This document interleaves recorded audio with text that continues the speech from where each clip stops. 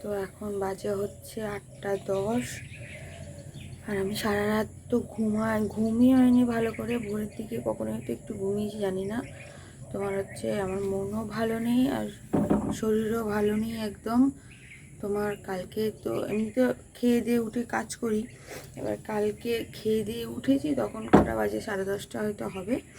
তারপর থেকে হচ্ছে মানে পেট মানে আগে বিকেলের থেকে মানে 8টা সাড়ে 8টা থেকে তলপেটটা আমার ব্যথা ব্যথা করছে, পাগুলো তলপেটটা মানে ব্যথা ব্যথা করছে। এবার ডাক্তার আমাকে বুঝিয়ে দিয়েছে যে কোন টাইমটা হলে এমার্জেন্সিতে ফোন করতে। তো ডাক্তার বলেছে যে পেট যদি একদম শক্ত হয়ে যায়, তলপেট ব্যথা করে, কোমর ব্যথা করে, খুব যদি ব্যথা না কমে তখন ফোন করতে। আমি ভাবছি বোধহয় আমি অনেকক্ষণ দাঁড়িয়ে কাজ করছি, এর জন্য বোধহয় পাটা ব্যথা করছে, তলপেটটা পেটটাও মানে শক্ত শক্ত, আগের থেকে অনেকটা শক্ত হয়ে গেছে। বাচ্চার মুভমেন্টও আমি যেদিকে বুঝি সেদিকে বুঝছি না, নিচের দিকে মনে হচ্ছে নিচের দিকে। এবার আমার আর মানে দাঁড়িয়ে থাকলে সোজা হয় আর শুয়ে থাকলে সোজা হয়, অতটা কিছু হচ্ছে না। কিন্তু ওই যদি আমি এমনি নিচু হতে যাই তাহলেই আমার পেটে ব্যথা করছে। এবার তো আমি শুয়ে আছি, শুয়ে 11:30টার সময় ডাক্তারকে ফোন করেছি, ডাক্তারকে আমি মেসেজ করেছি যে এরকম পেটটা আপনি যিনি বলছিলেন শক্ত হয়ে যাচ্ছে, আমার পেট ব্যথা করছে, আমি কি করবো, কি আপনাকে ফোন করবো এমার্জেন্সিতে। ডাক্তার সঙ্গে সঙ্গে মেসেজটা দেখেই ফোন করেছে, বলে কি দেখো যদি পেটটা কতক্ষণ জিজ্ঞেস করলে, যা যা জিজ্ঞেস করার তো বললে ঠিক আছে, যদি রাতে যদি ব্যথা খুব ওঠে তাহলে আমাকে ফোন করবে, এবারে না হলে মানে আজকে সকালবেলা বলেছে 10:30 থেকে 11টার মধ্যে তুমি এসে দেখিয়ে যাবে যে কী হয়েছে না হয়েছে।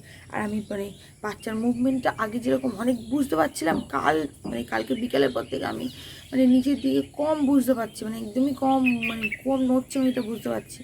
এবার আমি ডাক্তারকে তো টেনশানে পড়ে গেছি, আমি রাতের বেলা রয়েছি, আমি ডাক্তারকে আগের দিন বলি কি আমার বাচ্চা যদি বেরিয়ে যায় বাড়ির মধ্যে, ডাক্তার বলে একা থাকো, তোমার টেনশন করার দরকার নেই, যদি বাড়িতে বেরিয়ে যায় তুমি আমার ফোন করবে, আমি বাড়ি চলে যাব, তোমার বাড়িটা তো চিনি, তোমার বাড়ি চলে যাবো আমি, তোমার টেনশন করার দরকার নেই, তুমি রিল্যাক্সে থাকো।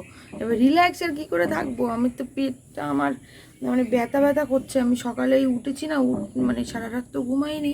এবারে সকালে মানে কেমন একটা হচ্ছে যেন মনে হচ্ছে কীরকম একটা হচ্ছে। তো এখন এই টুকটুক করে ঘরে একদম ধীরে ধীরে পা পুরো ব্যথা করছে। টাইম হয়ে এসছে, আমি বুঝতে পারছি যে টাইম হয়ে গেছে বা যখন তখনই হয়ে যাবে। এবারে যেহেতু সিজার করলে কী হচ্ছে, ডাক্তার করে দিত একটা দিন দেখে, যেদিন বলবে সেদিন করে দিতে, যেহেতু আমি নর্মালের জন্য অপেক্ষা করছি তার জন্য তো আমার ধৈর্য তো ধরতেই হবে। নর্মালে তো আর আমাকে বলে ব্যথা আসবে না, কিছুই আসবে না। এবার দেখি ডাক্তার আজকে কি বলে। এমনিতেই কালকে আমার ইউএসজি ডেট ছিল, কালকে ইউএসজি করে ডাক্তার এমনিই বলে দিত কি আমার সিজার করবে না, নর্মাল করবে, মানে যেহেতু বাচ্চার ওয়েটটার ব্যাপার রয়েছে। তো কালকে আমি ইউজি করলে পরশু দিন আমি রিপোর্ট পেয়ে যেতাম, ডাক্তার দেখালেই পরশু দিনই বলে দিত কী করবে। কিন্তু এখন আজকে আমার মানে এই ব্যথা করছে বলে তার জন্য আমি এখন যাবো এই 10:30 11টার দিকেই ঘুম থেকে উঠেছি। এবার আস্তে আস্তে ধীরে ধীরে আজকে কাজগুলো করতে হবে, তাড়াহুড়ো করলে হবে না, ধীরে ধীরে কাজটা করে টিফিনটা খেয়ে আর আগে আমি ডাক্তার দেখাতে যাব, যে কি নাহলে আমার মনেও শান্তি হচ্ছে না যে কেন এরকম হচ্ছে। তো চলুন ধীরে সুস্থে কাজগুলো করে নিই।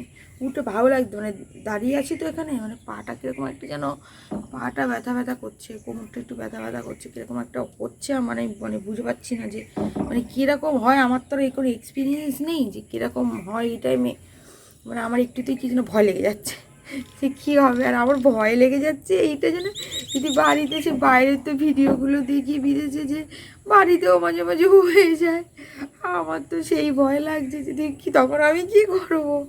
সেই জন্য হসপিটালে গিয়ে বসে থাকলে হবে। আরও ভয় লেগে গেছে কেন, ওই আমার বান্ধবীর বোন মানে আমার সঙ্গে যারা এই মাসে যাদের হওয়ার কথা, কালকে একজনকে ডেট দিয়ে দিচ্ছে, ওকে বলে দিচ্ছি যে ওর এর মধ্যেই ওর সিজার করবে। আর একটা বান্ধবীর বোন তো হসপিটালেই ভর্তি রয়েছে। ওইটা শুনে আমার আরও ভয় লেগে গেছে যে ওর মানে এবার আমি বাড়িতে রয়েছি তো, সেই জন্য আমার একটু মানে কীরকম একটা ভয় ঠিক নয়, মানে কেমন একটা লাগছে সেটা বোঝাতে পারছি না। তো চলুন ঘরের কাজগুলো ধীরে সুস্থে করে নিই।